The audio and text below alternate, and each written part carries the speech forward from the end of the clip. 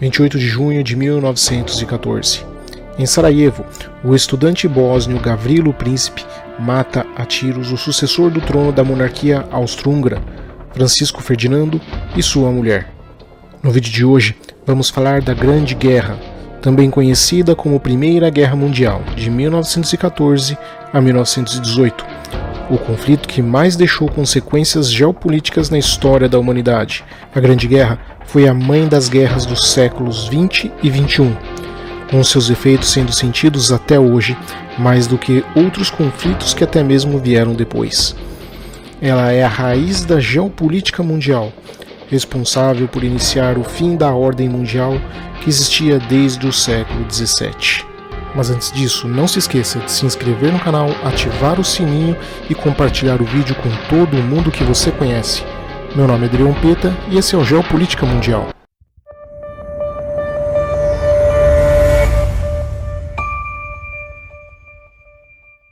Para entendermos melhor o teatro operacional e o contexto geopolítico inicial da Primeira Guerra, vemos três divisões geográficas de operações.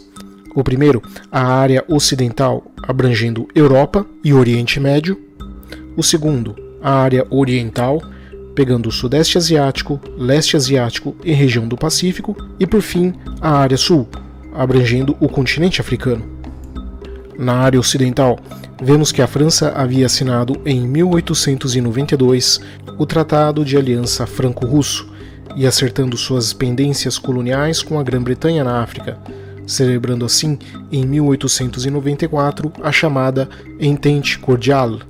E em 1907, Grã-Bretanha e Rússia também unem forças através de um tratado. Já a Alemanha possuía aliança com a Áustria-Hungria, que sofria pelo envolvimento nas questões dos Balcãs, onde os seus interesses se chocavam com os do Império Russo, aliado da Sérvia, e em 1887 a aliança recebeu a adesão do Reino da Itália, que pouco depois havia assinado secretamente, em 1903, um tratado secreto com a França, sob promessa de futuras concessões territoriais. Com o Atlântico a oeste, o Mar do Norte a leste e o Canal da Mancha ao sul, a Grã-Bretanha tem condições privilegiadas para sua posição de potência naval, possuindo colônias nos 5 continentes. Além disso, os britânicos, franceses, russos e alemães ainda disputam os restos do agonizante Império Turco-Otomano no Oriente Médio.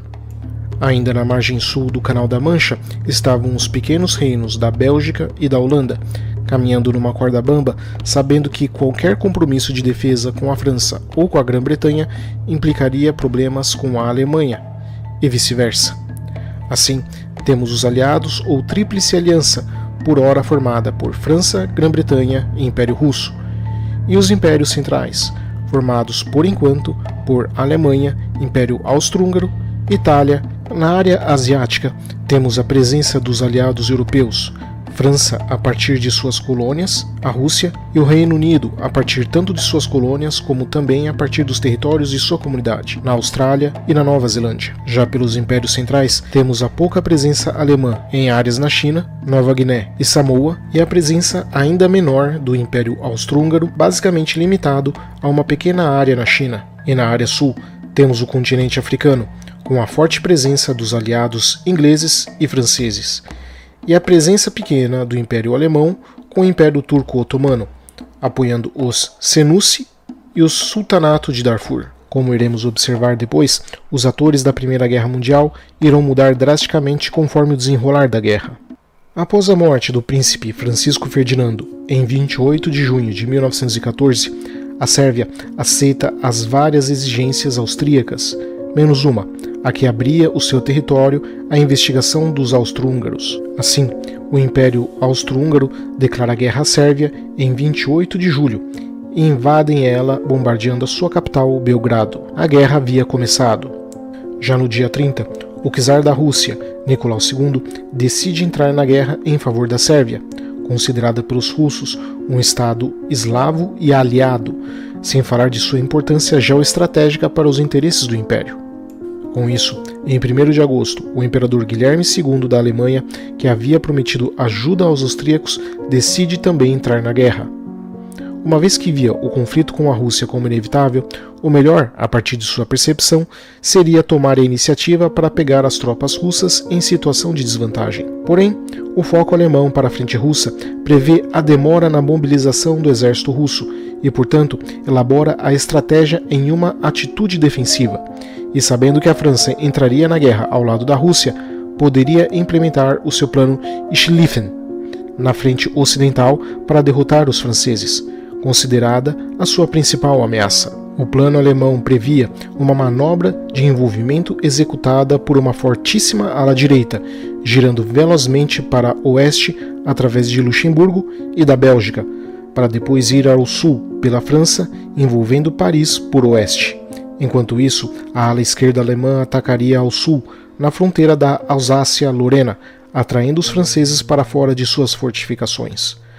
As duas alas se encontrariam fechando uma gigantesca pinça de 600 quilômetros de raio, comprimindo dentro dela o que restasse do exército francês. A condição essencial para o êxito era a velocidade do avanço da ala direita, extremamente forte em relação à esquerda, na proporção de 7:1. Na Itália, o governo alega que os acordos com a Alemanha visam apenas situações onde ela é atacada e não se ela declara guerra, decidindo assim ficar neutra. Já a Grã-Bretanha fica a analisar a situação do mesmo jeito que a Itália.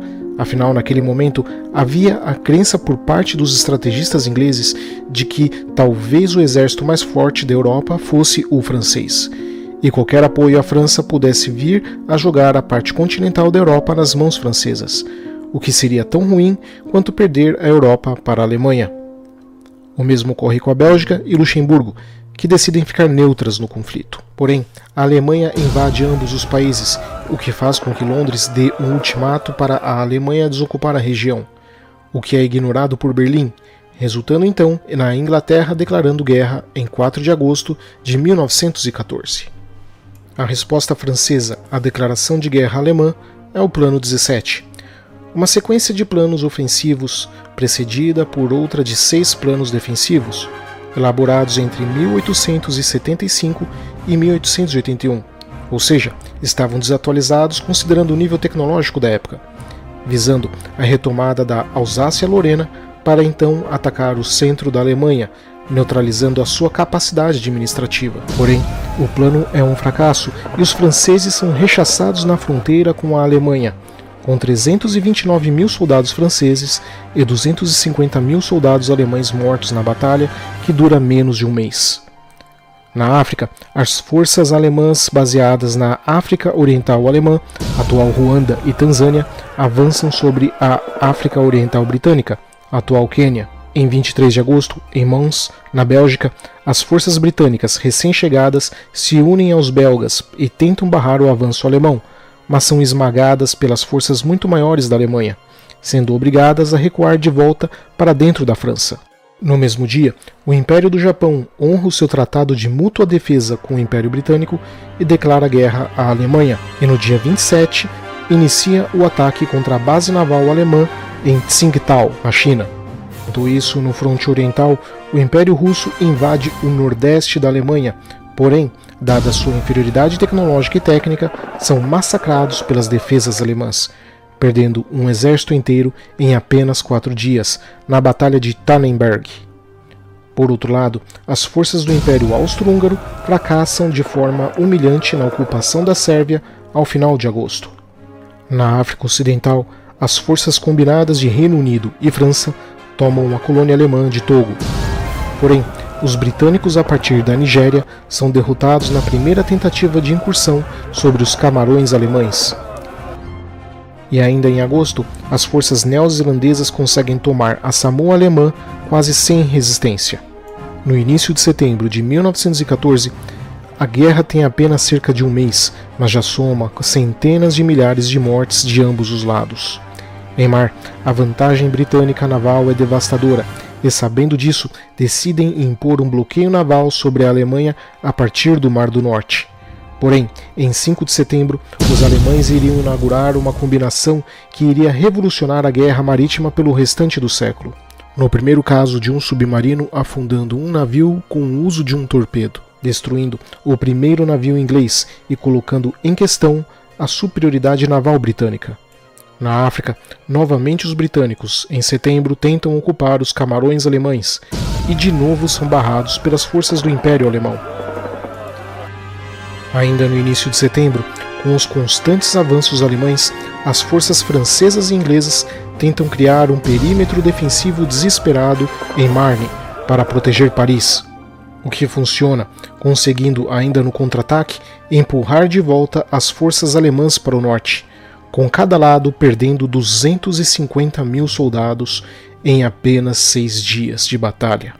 Em paralelo a isso, no fronte oriental, as forças russas sofrem outro massacre, perdendo 125 mil soldados de um total de aproximadamente 150 mil, em apenas 7 dias na Batalha de Masurian, enquanto os alemães, com 215 mil soldados, perdem apenas 10 mil. Por outro lado, mais ao sul, as tropas russas conseguem isolar parte das forças do Império Austro-Húngaro, mantendo uma pressão constante sobre o restante das tropas que começam a recuar. No Oceano Pacífico, a situação também se mostra ruim para os alemães, quando perdem a Nova Guiné alemã para tropas australianas em 17 de setembro. E ao fim do mês de setembro, no sul do continente africano, as forças britânicas tentam entrar no território alemão, onde hoje fica a Namíbia, mas são derrotados e capturados. Percebendo a impossibilidade de manter o ataque frontal, as forças alemãs então decidem no início de outubro tentar contornar através do litoral francês, bloqueando o reforço inglês para dentro da França. Porém, isso é evitado pelos aliados, que correm desesperadamente para manter uma linha de defesa que garanta o acesso do litoral francês a Paris. Com isso, ambos os lados iniciam a construção de vários complexos de trincheiras e posições defensivas para conter o inimigo, temendo novos contra-ataques e perda de posição.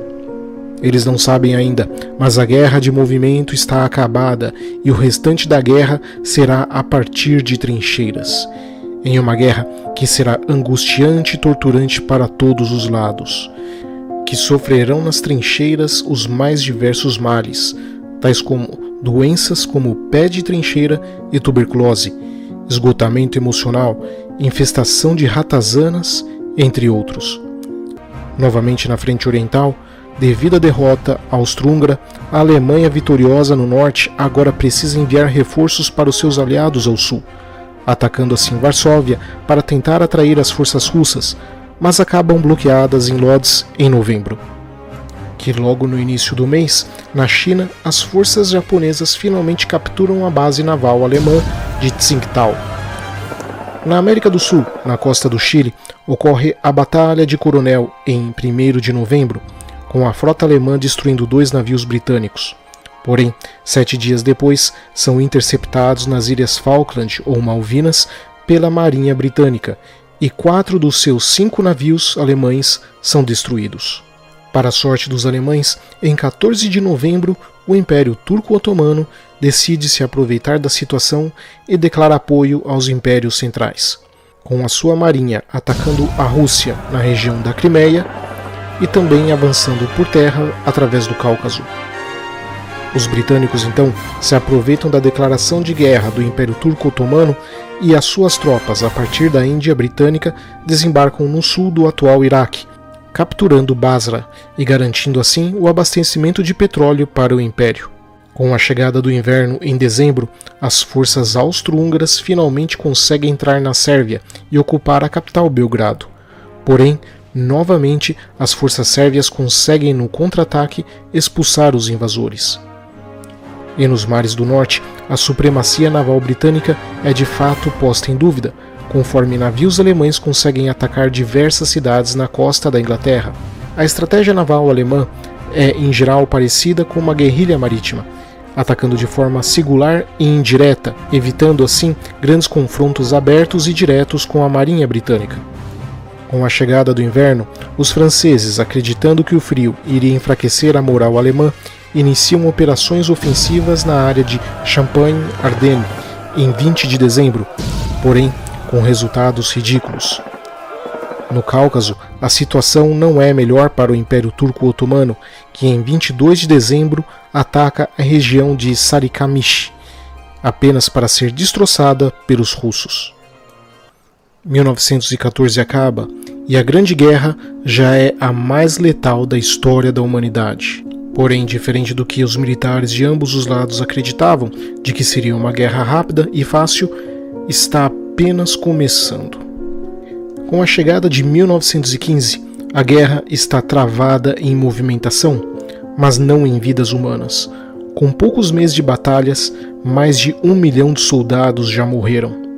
Ataques contra trincheiras se mostram verdadeiras máquinas de moer carne humana. Investidas contra essas posições defensivas costumam ser suicidas e quase sempre inúteis. A taxa de mortalidade humana é gigantesca. Os soldados que não morrem nesses ataques muitas vezes morrem nas trincheiras por causa das péssimas condições sanitárias.